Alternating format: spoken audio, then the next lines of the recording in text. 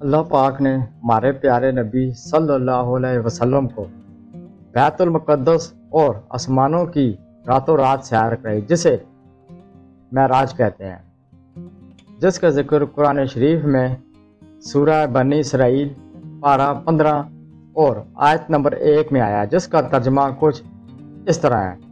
شروع اللہ کے نام سے جو بڑا مہربان نہایت رحم والا ہے۔ پاک ذات ہے جو لے گیا اپنے بندوں کو راتوں رات ادب والی مسجد سے مسجد اقصی تک، جس میں ہم نے خوب رکھی ہیں کہ دکھلا دیں اس کو اپنی قدرت کے نمونے، وہی سنتا دیکھتا ہے۔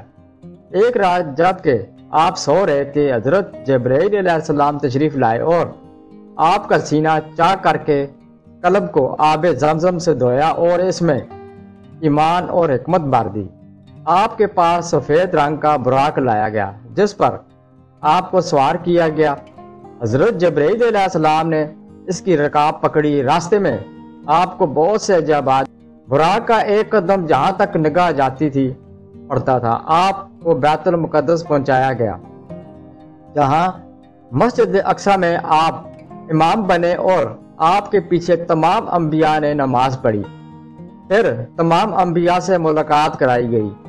اس کے بعد آسمان کا سفر شروع ہوا اور ایک کے بعد دوسرے آسمان پر تشریف لے گئے۔ ہر آسمان پر تشریف لے گئے، ہر آسمان پر کسی پیغمبر سے ملاقات ہوئی۔ پھر آپ کو سدرۃ المنتہا کی طرف بلند کیا گیا۔ اس کا ذکر قرآن پاک میں بھی آیا ہے، جس کا ترجمہ یہ ہے: جس نے جبرائیل علیہ السلام کو دوسری بار سدرۃ المنتہا کے پاس دیکھا، یہاں تک کہ ایک مقام پر پہنچے، پھر حضرت جبرائیل ٹھہر گئے۔ ہمارے پیارے نبی صلی اللہ علیہ وسلم نے فرمایا کہ ایسے مقام میں کوئی دوست اپنے آپ دوست کو چھوڑتا ہے۔ انہوں نے کہا کہ اگر میں اس مقام سے آگے بڑھوں تو نور سے جل جاؤں۔ پھر آپ کو نور سے پیوست کر دیا گیا اور 70,000 عجائب طے کرائے گئے، یہاں تک کہ تمام انسانوں اور فرشتوں کی آہٹ قطع ہو گئی، یہاں تک کہ آپ عرش عظیم تک پہنچے۔ اللہ کی طرف سے ہمارے پیارے نبی صلی اللہ علیہ وسلم کو امت کے لیے تحفے دیے گئے، وہ کچھ یہ ہیں۔ نمبر 1، 5 نمازیں فرض کی گئیں۔ نمبر 2، سورہ بقرہ کا آخری رکوع دیا گیا۔ نمبر 3، جو شخص آپ کی امت میں اللہ تعالیٰ کے ساتھ کسی کو شریک نہ ٹھہرائے، اس کے گناہ معاف کیے جائیں گے۔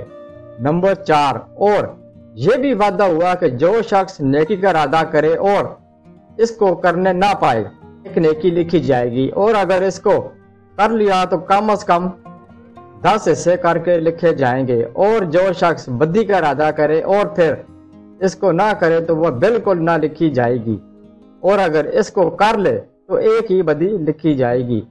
سبحان اللہ۔